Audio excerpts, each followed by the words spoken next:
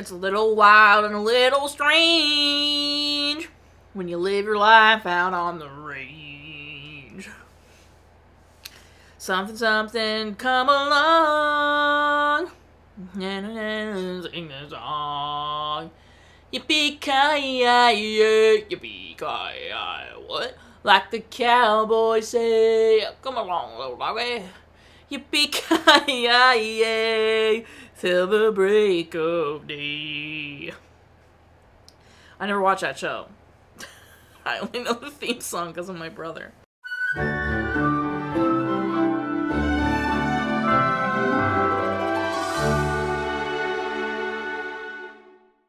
Welcome back to Every Disney Movie Ever. My name is Jess and I'm watching Every Disney Movie Ever. Today I'm going to talk about Home on the Range. Home on the Range is a 2004 animated theatrical release. It's written and directed by Will Finn and John Sanford. Animation direction by Dale Baer, Chris Buck, Sandro Cleuzo, Russ Edmonds, Mark Henn, Duncan Marjoribanks, Bruce W. Smith, and Michael Surrey. Editing by H. Lee Peterson, and the music is by Alan Menken and Glenn Slater. The film stars Roseanne Barr as Maggie, Judi Dench as Mrs. Calloway, Jennifer Tilly as Grace, Cuba Gooding Jr. as Buck, Randy Quaid as Alameda Slim, and Carole Cook as Pearl Dessner. Mike Gabriel pitched a western along the lines of Annie Oakley, Buffalo Bill, and Pecos Bill, along with Pocahontas at the Gong Show meeting. Pocahontas was obviously heavily favored and done first, but once it was finished, Mike Gabriel returned to his western idea and was thinking of combining Captain Courageous with a western and decided to write a treatment and give it to Pete Schneider, who did very much like it. The original story was about a cowboy who visited a ghost town and kind of confronted an undead hustler named Slim, but then it was eventually changed to about a little bull named Bullets, who wanted to be more like the horses that led the herd, and the working title for a long time was Sweating Bullets. But in 1999, Michael Labash tried saving the film by suggesting that it be about 3 cows who become bounty hunters to save the farm. And then in 2000, Mike Gabriel and Mike Giamo were taken off the project due to story problems. And then that's when Will Finn returned to Disney after working on The Road to El Dorado at DreamWorks, and he was put on the project with John Sanford. Alan Menken wrote Will the Sun Ever Shine Again just after 9/11, and Bonnie Raitt performed it. The film had a $110 million budget and only made $145.5 million in the box office, which is atrocious. It has a 53% on Rotten Tomatoes, which is higher than I thought it had. And the consensus is likable but middle title with garish values and dull plot. Ebert said it would be fine for kids, but does not have the same, impact that Beauty and the Beast or Lion King has. And all I know, I have never seen this, and all I knew going into this was that this has a horrendous reputation. People hate this movie. The animation is surprisingly plain. I feel like recent films, while are still hand-drawn and still trying out different styles, they've been so beautiful still. They've still, like Brother Bear had the aspect ratio moment change, and then it was stunning. It was so vibrant, and the animation style worked for it. This, I get the style they were going for, but it was just like dull and plain. I get the dull aspect of it. Story-wise it's dull, but image-wise, animation-wise, it is not like breathtaking. It is plain run-of-the-mill animation, in my opinion. The opening song and Little Patch of Heaven are very decent. I think Little Patch of Heaven is what Alan Menken sang in his concert when I went to that.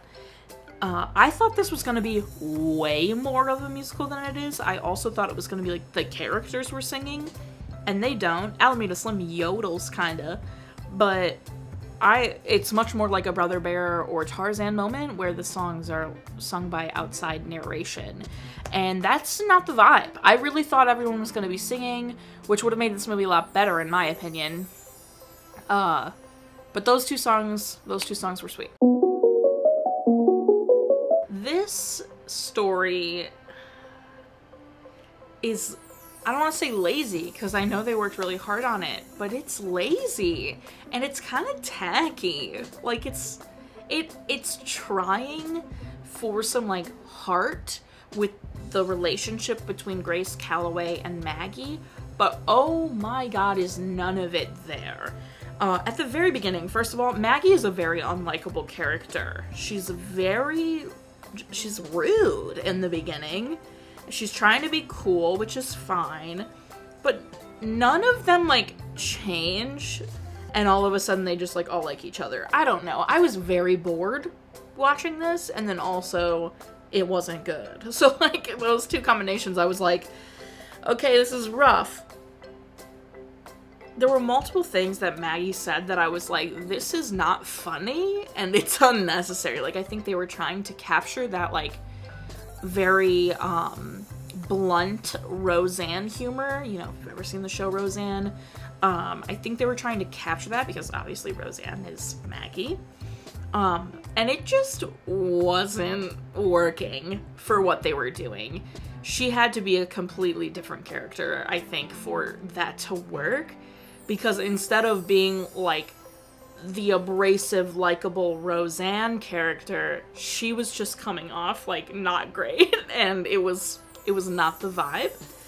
And then, in tandem with that, you have this whole, like, Maggie and Miss Calloway butt heads. They do not like each other. They are very different. And over the course of the movie, they learn to work together and like each other and become a family, except none of that actually happens. It's just forced upon you. There are no moments that make you like, oh, they're like not actually bad and they're starting to like each other. There are no moments like that.